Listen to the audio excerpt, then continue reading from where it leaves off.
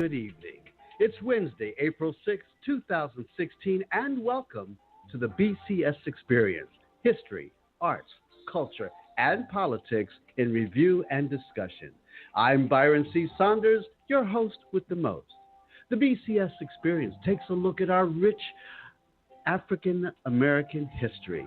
We're going to share with you some known and unknown historical facts and information from the past and connect the dots on how they have impacted on our present day events and how they will definitely shape our future as African Americans in this country and around the world.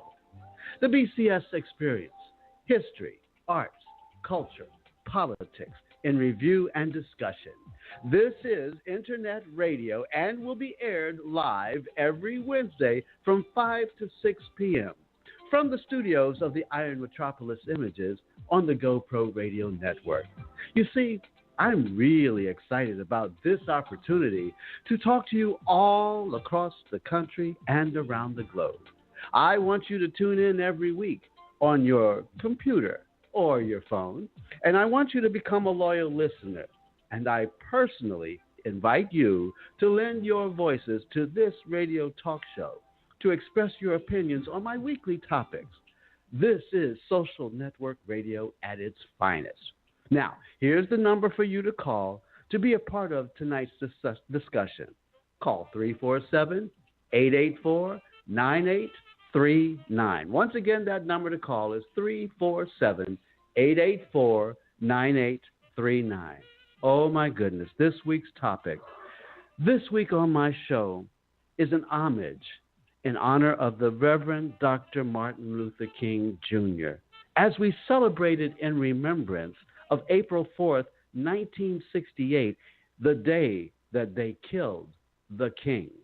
You see, I was at the Sunday, April 3rd church service at Riverside Church of New York City, where Reverend Cornell William Brooks, who is now the national president of the NAACP, and was invited to preach at the 10:45 a.m. service.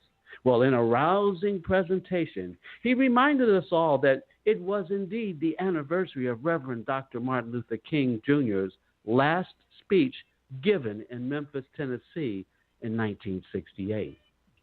And it was at that inspirational sermon that I realized what my show this week had to be in remembrance of our martyred leader. So please tune in and listen very carefully to the man who eloquently spoke about the issues of the day then and how his words still resonate today and continue to have profound meanings, as well as providing us all with very tangible solutions to deal with today's chaos of social, political, economic, and spiritual upheavals. You've seen all of the stuff going on TV at the Trump rallies and all the hatred and bigotry. Well, if alive today, ask yourself, what would Reverend Dr. Martin Luther King Jr. be doing and advising us all on how to confront the insanity of today's hatred, bigotry, and racism? Well, my show is the new Underground Railroad Express. Next stop is your neighborhood. All aboard to freedom and to freedom land. But before we get started, let's go back in time. The date. It's a Thursday. It's April the 4th, 1968. This date marks the assassination of Dr. Martin Luther King Jr. in 1968. He was shot to death at the Lorraine Motel in Memphis, Tennessee. He was there to support striking black garbage workers. News of the assassination resulted in an outpouring of sorrow and anger all over the world. Riots broke out in more than 100 American cities. In 1969, James Earl Ray pled guilty to the murder, though many believed he did not act alone. All right, I want to hear from you. Now let's connect the dots and make sense out of it all. Let's talk. Call me, 347-884-9839. All right. Well, Tonight I have as my very special guest that's joining us in the GoPro Radio studio is none other than you, my listening audience. See, I want you to pay attention and really have an opportunity to appreciate our rich cultural history and the heroes and sheroes and how they have impacted on our lives today. All right.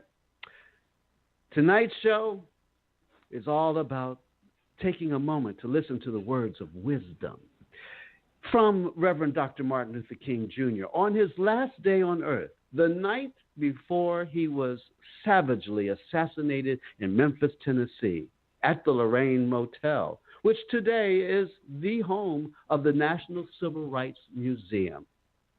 The I Have Been to the Mountaintop full speech. If you haven't heard it before, I really want you to listen closely to his entire speech from a man of faith who lived and walked and talked and acted in the fullness of Christ's ministry of love and nonviolence to bring peace on earth, goodwill to all men, women, children, and nations. And now, let's tune in to Reverend Martin Luther King Jr. as he presents his final speech to the garbage workers in Memphis, Tennessee.